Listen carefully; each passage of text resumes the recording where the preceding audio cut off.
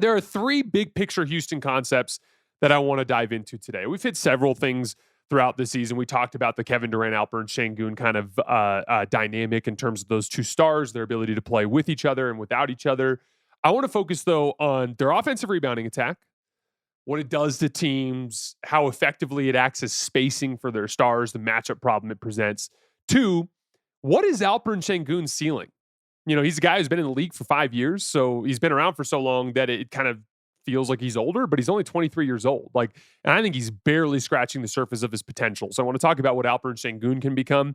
And then third, what can we make of this recent surge from Reed Sheppard, who's had double-figure scoring in 7 consecutive games? And most importantly, I was skeptical about him as an on-ball player, but more quality on-ball reps last night against the Cavs, and he's starting to put together a decent little set of on-ball data to start the season. So those are the three different topics that I want to dive into with Houston today.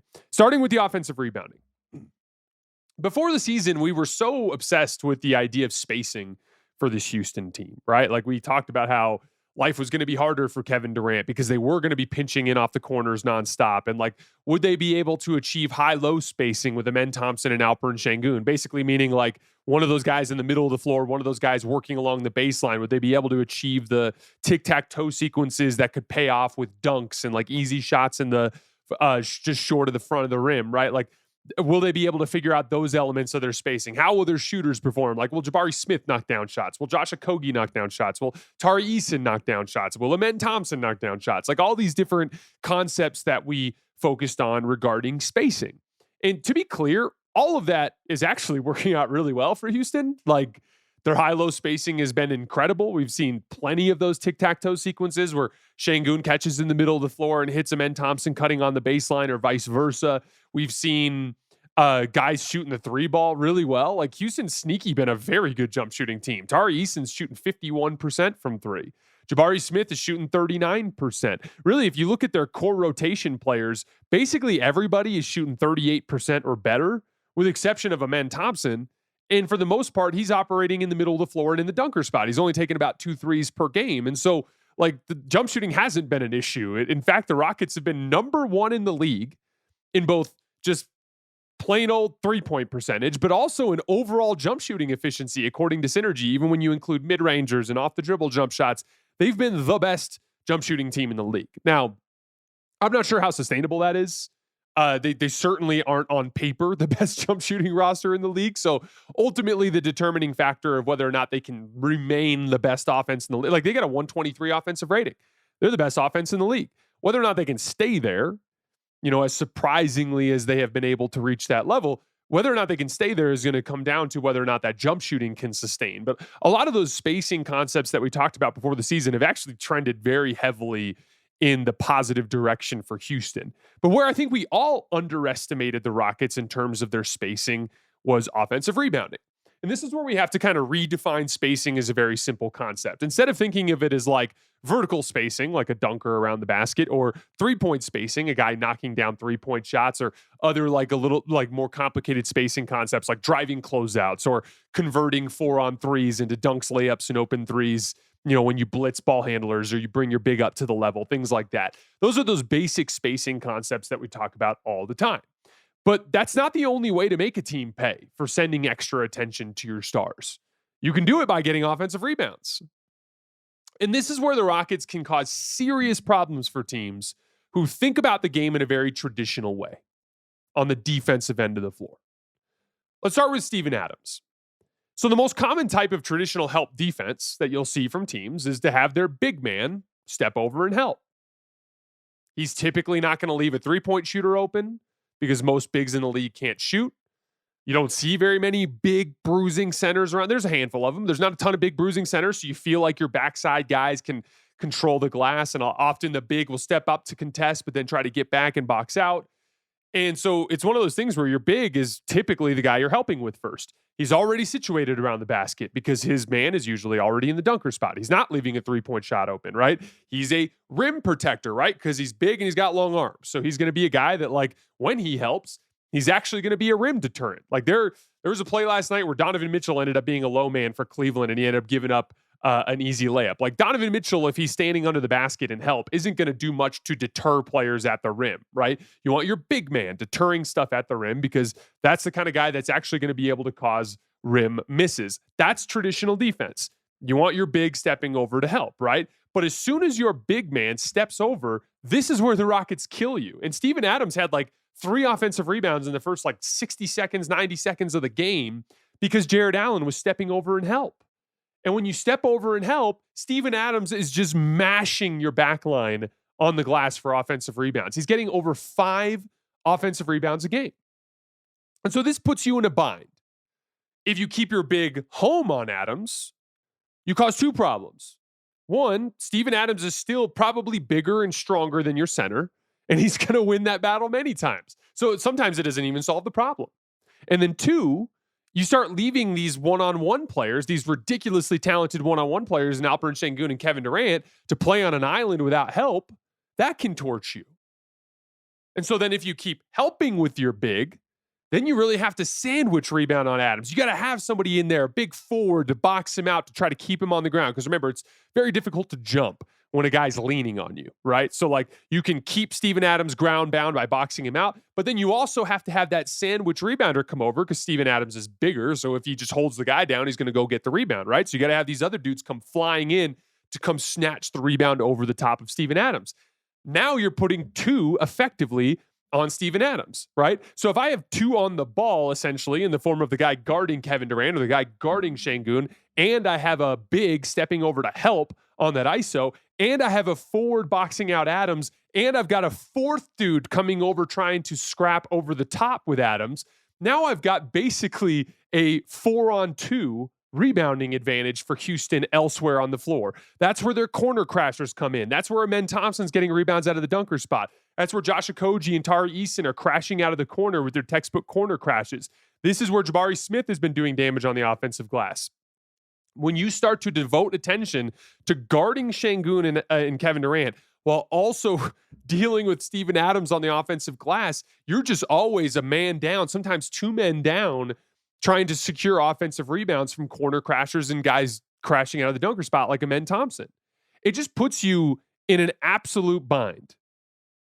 And, it reminds me, when we look at some of the great teams in recent NBA history that have won with kind of bizarre basketball, right? Like, think about, Golden State traditionally, right? This team that runs all this crazy action. You've got the shooter running around and it inverts your spacing because you start sending multiple defenders out to Steph 25 feet from the basket. All of a sudden, it starts opening up all these layups and dunks for Golden State because the big man is way out at the level showing on Steph. So you don't have your big man on the back line. So now you got these small guys who are both undersized, but also dealing with a man down advantage because Golden State's running 4-on-3 causes all sorts of problems for you, right?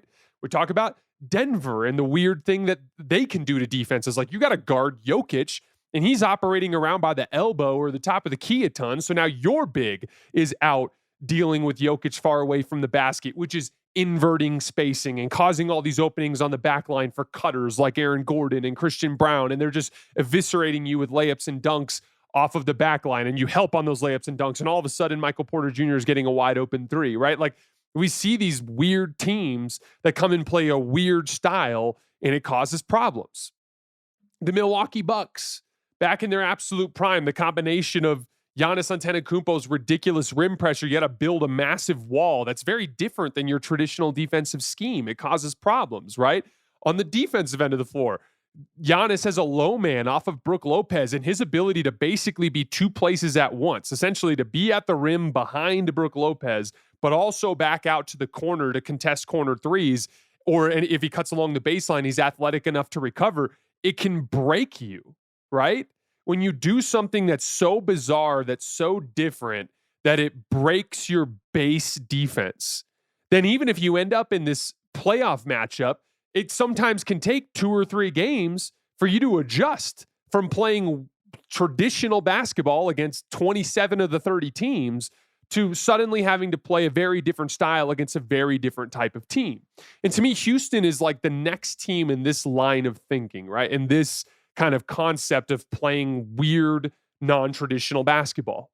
You essentially can't play your traditional style Because if you do, they're just going to mash you on the offensive glass. And so it forces you to make some really difficult decisions. You basically have to pick your poison. Do you want to devote more energy to helping on the stars? Well, that's going to cause problems for you on the glass. Do you want to send all your resources to controlling the defensive glass? Well, now you're letting Kevin Durant and Alperen Sengun operate on an island. There's more trickle-down effects. Because, guess what? If you have all 5 of your dudes trying to stay back to secure defensive rebounds, that dampens your transition attack. Because now instead of running the floor for layups and threes and all the transition stuff that everyone else in the league is doing, you're staying in the backcourt trying to deal with Steven Adams and Jabari Smith and Josh Okogie and Amen Thompson on the offensive glass.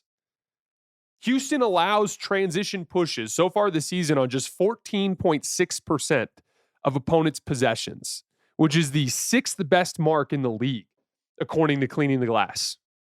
That's one of those positive side effects of their offensive rebounding. They bludgeon you. You react by sending all your resources to the defensive glass. Now you're not getting out in transition, which, by the way, is one of the best ways to attack a big, slow team. But if they're winning that battle so much on the offensive glass that you're not running, it defeats the purpose. It's just a fascinating example of how a team's bizarre play style can cause problems for everybody. And it's a casual reminder that there are many ways to win a basketball game. Basketball is more art than science. You don't have to win it with, an elite on-ball defender that can chase over the top and funnel into an elite rim protector and running spread pick and roll on the other end of the floor. You don't have to run traditional basketball schemes in order to win. You can win a basketball game in many different ways, and Houston is finding a new way to do that. Second big thing I wanted to deep dive in with Houston, Alperen Sengun. How good can he become? He's averaging 23 points, 10 rebounds, and 7 assists on the season so far. In his last 3 games, 28, 11, and 8. And again, like we talked about at the top of the show, he's been in the league 5 years. So it feels like he's been around forever, but he's only 23 years old.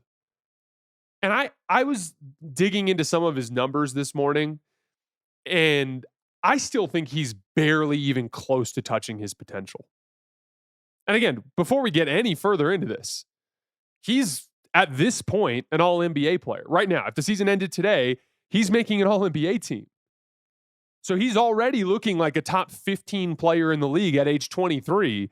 And that's before any of these things that we're about to get into, which are clear areas of opportunity for him. Like, for instance, his shot making. He's shooting really well from 3 this year, shooting 41%. But his short range shot making still has a long way to go. He's just 9 for 25 on mid-range jump shots. He's just 45% on hooks. He's just 31% on floaters. And what's crazy is I think he has good natural touch. I think he's going to be way better in those areas. I see Sengun in the big picture as a guy who's going to be around like 60% on short range shot making, a guy that's going to hit well over 50% of his floaters and well over 50% of his hooks. Like by the time Sengun gets 27, 28 years old, he's going to be deadly with that left shoulder hook. He's going to make that floater in the middle of the floor, well over half the time. I think he's got like the kind of bag, so to speak, meaning like the dribble fluidity and the footwork to become a guy that's going to be a very successful mid-range scorer. I think he could be right around 50% on mid-range jump shots in the big picture. I think he's got that in his potential, like as a clear possible outcome. And then the big thing that's different, because the guy that everyone compares Sengun to is Jokic. And there's a reason for that. Very similarly, he's such a big bully ball player that you have to put a big on him. And when you do, it causes this problem where like he's quicker than that guy. It can cause problems from the perimeter. But also if you extend out on the perimeter to guard him, it can invert your spacing. So then you start thinking about putting a forward on him. And if you start putting a forward on him, he's just going to bully that guy and shoot. But he also has like the ability to score over the top, a la Jokic, right? But like there's a couple of big differences, right? Like his short range shot making is nowhere near what Nikola Jokic is yet. That's a big thing he's got to work out. And He's not quite as big, so it's not like the same kind of like physical size disadvantage that Nikola Jokic causes for every single player in the league. There are like some clear differences between them. Sengun's a good passer. He's not a Nikola Jokic level passer, right? So like there are some obvious differences, but there are also some things that Sengun brings to the table that Jokic doesn't. And that's what intrigues me, like specifically his athleticism. There is like a straight line speed, vertical, like jumping ability, slashing element to his game that I think he'll expand. This is a guy that's going to drive and dunk on you a lot when he gets into his mid to late 20s. I think he can be a very good defender in his mid to late 20s. He's already starting to flash some of that upside there, but there is a level that I think Sengun can get to defensively that most of the big European bigs can't get to. Like there is a lot of potential upside for Sengun. There is a version of Sengun that is so much better than he is right now, and he's already a top 15 player in the league. A guy that's going to be a 60+% short range scorer, a guy who's going to be a 50+% mid range scorer, a guy who's going to have much more fluidity on off the dribble game in the mid range, a guy who's going to slash to the basket and dunk on you more, a guy who's going to be a dominant two-way player. To be very clear, I think Sengun has legitimate top tier superstar upside, like at the same level in conversations with guys like Jokic, with like guys like Shea, with guys like Giannis. I actually think it's more likely than not that he is firmly considered in that tier within the next 3 years. It's just an unbelievable development for the Rockets on the talent front that they could. Amen Thompson has that type of potential too. He's further out. He's probably 5 to 7 years out from that. But like, there's a version of this story where they have two of the top tier guys in the league when we get to that point. And now you have Kevin Durant to bridge the gap between now and then. The third thing that I wanted to dive into a little bit today is Reed Sheppard. Really starting to find his groove. He's at double figures in 7 consecutive games. He's averaging in that 7-game span 15 points, 57% from the field, 51% from three. And most importantly, he's starting to find some success as an on-ball player, which was my main concern with him early in the season, if you guys remember. Like, I believed in the three-point shot. It was just, there's just too much of a large sample of him being a good shooter. And the people that I trust that cover the draft were like, yeah, Reed can shoot. He's going to shoot the ball. And then I thought he could be better defensively than he was. He had a rough few first games. And when I was watching him in preseason, I'm like, he's scrappy. He can get up underneath the basketball. He's kind of a defensive playmaker. Like, he can get steals, play passing lanes, attack the basketball on the dribble, that sort of stuff. But what I didn't see, where I was much lower on Reed Sheppard than the consensus, was the on-ball stuff. I just didn't see it. I thought he looked a little too small. I didn't think he had the ability to like get separation and elevate against elite defenders. I didn't think there was enough on-ball stuff there. And like, I've been flat out wrong about that to start the season. It is legitimately coming around. A couple more really nice on-ball screen attacks yesterday. He had to play against Craig Porter on the right side of the floor where he rejected the screen on an ice, got right down into the middle of the lane and shot a little bank shot off the glass and knocked it down. He had another one in the first half where he put his defender in jail and kind of worked into the middle of the lane and knocked down a little floater. His shot making in ball screens has been really impressive. He's 7 for 14 on pull-up threes in pick and roll. So when he comes off the screen, if the guy goes under, or if he dies on the pick, he's hitting half of those pull-up threes. He's shooting 44% on twos in pick and roll, which is pretty solid. He's 5 for 9 on floaters. He's 10 for 15 at the rim. He's doing really nice job in his on-ball reps to start the season. A lot better than I expected after seeing what I saw in preseason in his first few games of the season. As a matter of fact, he's now run 71 ball screens, including passes this season, and he's getting 1.06 points per possession. That's like really solid. That's well above average. So like, I'll freely admit I was late to the party on Reed Sheppard, but I am starting to come around. And it's been the on-ball stuff. Coming into the season, with what I saw in preseason in the first couple games, I'm like, 3-and-D guard. Like, this is a guy who can guard a little bit, knock down an open three, drive a closeout. But he's showing so much more as an on-ball player than I thought I would see from what I've seen from him in the NBA over the first, year and some change coming into this recent stretch. I think we would all be very foolish to underestimate what this Rockets team is capable of as a championship contender, even in the context of teams like Oklahoma City and Denver. I talked about after the Fred VanVleet injury that I just viewed Oklahoma City and Denver as the top 2 contenders in the league. We have not done an update on our contender rankings since very early October, like since the start of camp. We are going to do we're about a month into the season now. I want to do contender rankings about once a month. Next week, we're going to do something in the contender ranking department. I'm not sure what that is yet. I will let you guys know. But we are going to do something along those lines. And I think probably Wednesday morning is my guess, but I'll keep you guys posted. We'll do something in the contender rankings department. I want to have the Nerd Sesh guys on too, because I was listening to them the other day. They had the Lakers completely off of their top 10. So I got to give them some shit for that as well. Not saying the Lakers are going to be a top tier contender, but they certainly should be in the top 10. So we'll have the Nerd Sesh guys on next week. We'll do some contender rankings. But like, to me, I'm just going to, spoilers, Houston is absolutely going to be in the top tier for me. They're absolutely in that conversation with Oklahoma City and Denver. I think in addition to all of the strong performances we've seen to start the season and the strong metrics, it's that weirdness. They're weird. They play a style that is very different from the rest of the league, and that can cause problems in playoff matchups. I remember for years, Golden State would like just jump up 2-0 in like every single series because you would get into a series with them and they'd be doing this, and it's so different than what everybody else is doing that by the time you get your bearings, you're down 2-0 in the series and you're climbing uphill. That's a real advantage when you're playing weird basketball compared to the rest of the league. I absolutely think Houston is on that same level as Oklahoma City and Denver. I think we would be insane to think that they can't win the championship this season. I am very much a believer in what they're building down there in Houston. By the way, tomorrow night, we will be covering them on playback again for that Nuggets-Rockets showdown. Please come hang out. We'll be on YouTube and on playback for that entire game. Very much looking forward to that early season showdown between two of our top tier contenders. I believe that will be the first matchup of top tier contenders since technically that Oklahoma City matchup on opening night, now that we view Houston in that category.